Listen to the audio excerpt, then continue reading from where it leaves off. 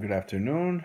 I'm coming to you on March 16th with my almost daily opinions on the situation in the Ukraine. Well, the battlefield actually looks better for the Ukrainians today, um, even better than it has been. There are reports of counteroffensives launched throughout the east and the south. Kharkiv has announced a significant counteroffensive. The Russians, on the other hand, have stalled. Tremendous losses reported.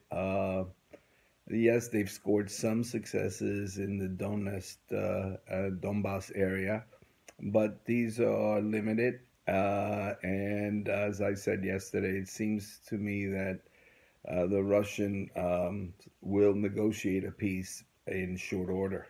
It looks like that. Sergei Lavrov, the Russian foreign minister, has said that there might be a breakthrough in the negotiations. President Zelensky noted that the Russian negotiating stance is more realistic. The markets seem to indicate that they believe that there will be a agreement in short order. And as I've said, I think the Chinese are working behind the scenes to stop this. It does not benefit them at all, and they are not willing to give up economic development potential for the sake of Russian nationalist ideologies or Putin's own political future.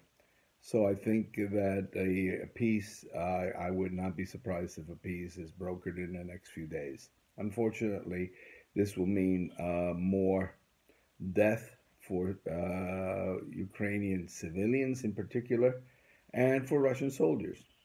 Um, so that's where I think the situation on the ground stands. I commend President Biden in providing $800 million of military aid to the Ukrainians. And as long as they have the land borders with NATO nations like Poland and Romania, um, I don't think that Putin will be able to interdict much of this. He just doesn't have the forces on the ground. Again, 200,000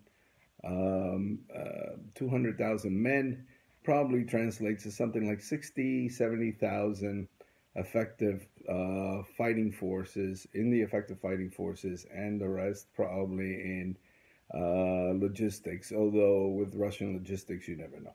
So too few men. As I said before, I think Putin brought a knife to a gunfight, and that bodes well for the Ukrainians. Unfortunately, Putin is a war criminal, and he is punishing civilian areas for his miscalculation, just gross miscalculation of the entire situation. In fact, Putin's performance in this whole crisis and his launching of the invasion reminds me of what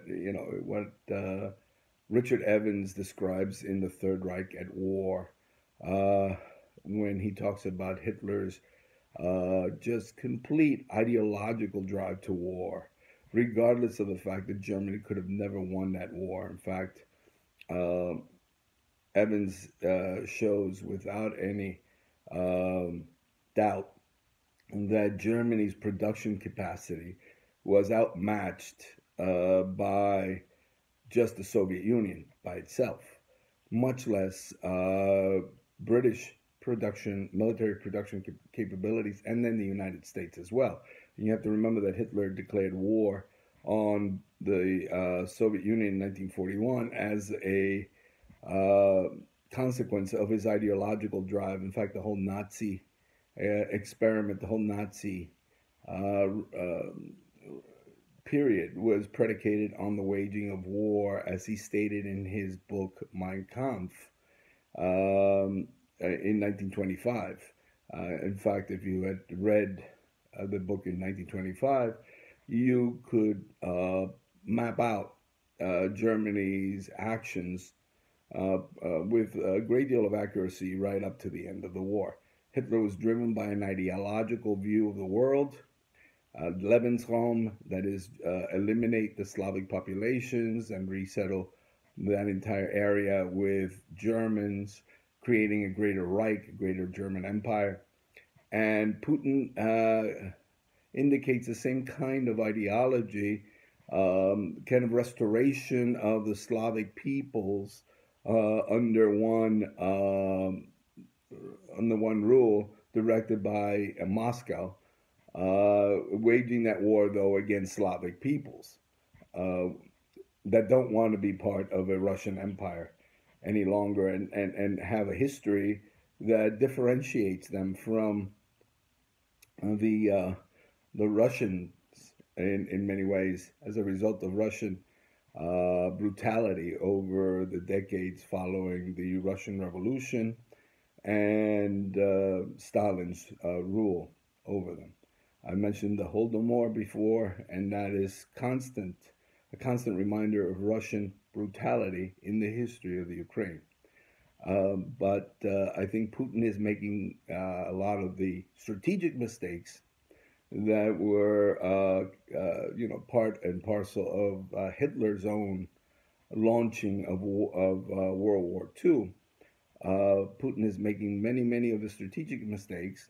He's also making many of the tactical mistakes. That is, in very small ways, Mariupol, Kharkiv have become little Stalingrads. I hate to use the analogy with Stalingrad because of the just different scale of that battle, 6 month battle that basically resulted in about 2 million casualties between the German forces and the Soviet forces engaged. But in proportion, Mariupol and Kharkiv, in very small ways, have become Putin's own small Stalingrads. And I think that if he attacks Kiev, which I don't think he can encircle in any way, shape, or form, not with 16,000 soldiers trying to encircle a city with a population of 3 million or maybe 2 million now, and a perimeter of 330 square miles, and a river running through the middle of the city, which at certain points is a mile wide. I don't think that Putin stands a chance of encircling the entire city. And I said yesterday that Putin has I believe, some political limits to the damage he can inflict on Kiev. Kiev is considered the mother of Russian cities and therefore holds a special place in the nationalist narrative of the Russians. I don't think he can destroy that city with the same impunity that he showed in Aleppo or Grozny, but we shall see. I think Putin will run out of ammunition. I don't think he can sustain the level of casualties that the Russian military is taking, and he may run out of other logistic needs, such as food and petrol, gas. So I think that a negotiation should be expected in the next few days. Again, I think this has been Putin's Hitler moment in many ways, and I leave you with that.